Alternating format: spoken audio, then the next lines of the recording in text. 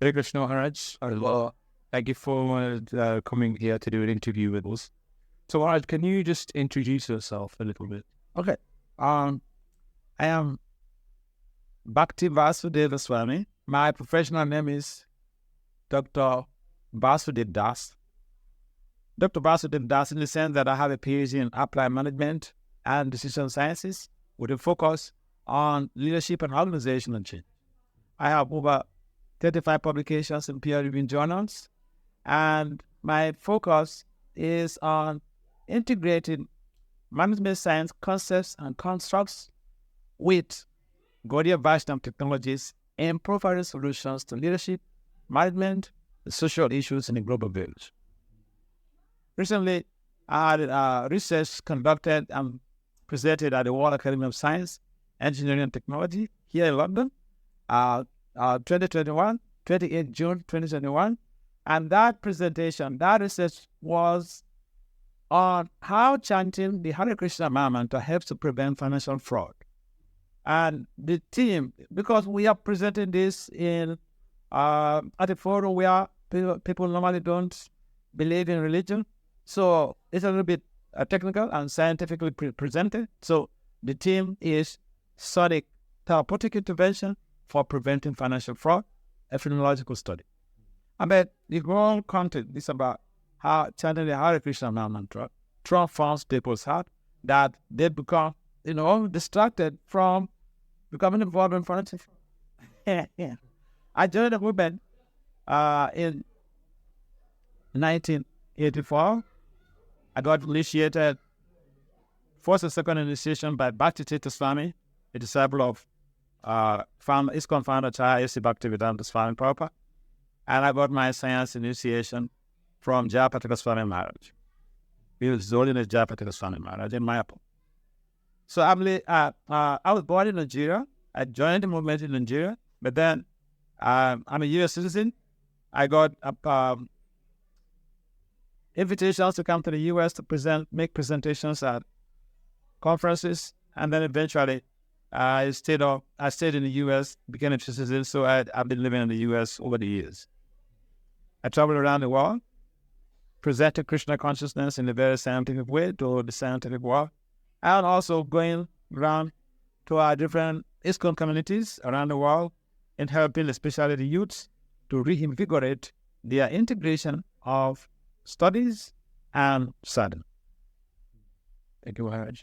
So the next question is, what advice would you give to someone struggling to find a career path? Career path, I think there's a lot of problem with a number of people struggling with career path. And I know that for you to be able to get a sense of direction in a career, you need to consult with a career professional.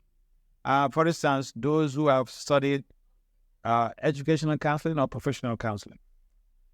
In most cases, you'll find that we get the dictates of family members about what we should do, but essentially we should do what we have a soft spot for. In other words, things with the career that would not have to labor so hard to be able to become successful. Because if we follow a path that we have a soft spot for, career becomes so easy and we will enjoy it. And therefore, my advice is that, consult with a career professional to be able to get proper insight about what you need to do. And sometimes even people finish their master's degree and they don't know what to do. Like I remember, some cases you find the girls, they say, I don't know, I'm confused. I don't know what to do now. Should I marry? Or should I go to get a job? Or should I go for further studies? So again, it boils down to the point that we have some idea about what we want to do. And for me, I give a sense of direction to my followers in the sense that if you're a young person, I will advise you accordingly on what to do, but based on your potentials, your inclination. Inclinations matters a lot, because if you have a particular talent inclination, you should pursue that so that you can excel in that very easily. Yeah. Thank you, Maharaj. So how does a career actually relate to spirituality and Krishna consciousness? How does career work? Relate to spirituality. Oh, and Christian yeah. values. Basically, career related to Krishna consciousness in a very sweet and amazing ways. I can give you an example of myself. that I can go to most places and introduce Krishna consciousness to people without any hindrance, because like I'm having two hats. I'm a career professional. I'm a scholar. I'm a research fellow.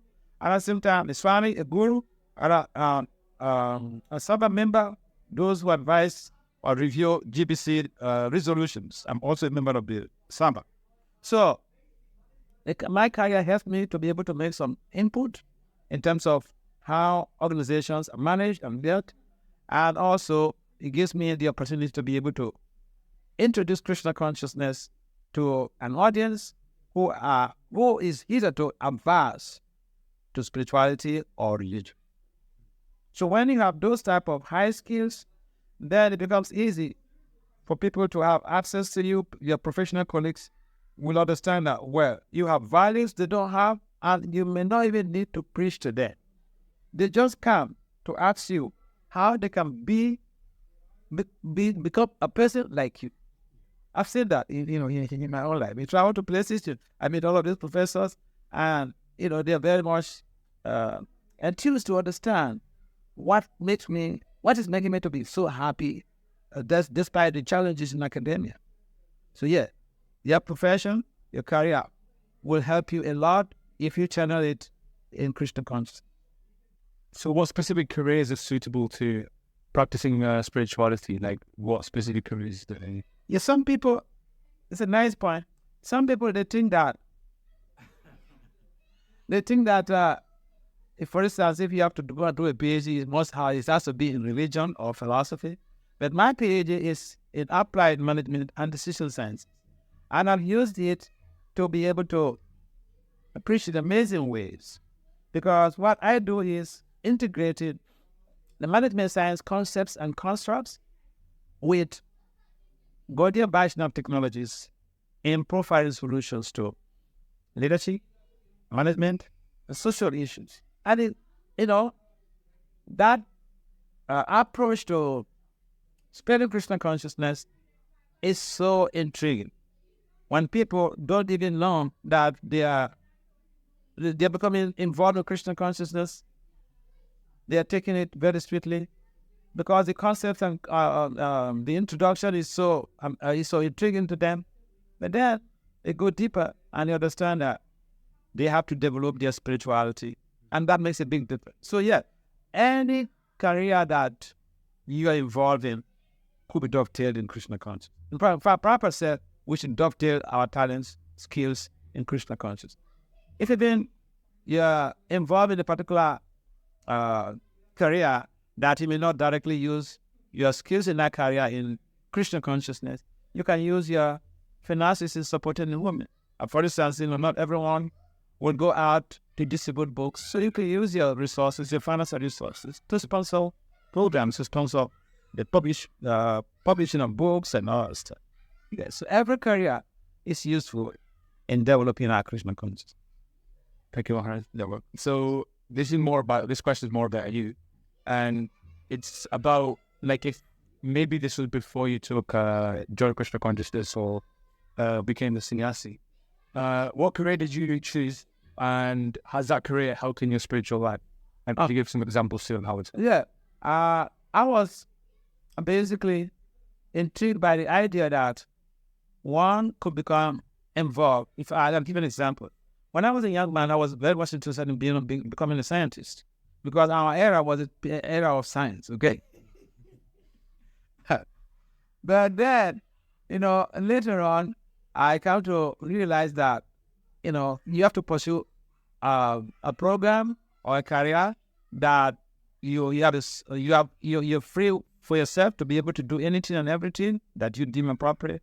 So then, I studied education and philosophy in my master's degree, and that helped me to be able to have a deep understanding about the advancement of philosophy for children, and because the children are the leaders of our society, the future leaders of our society. So I find it very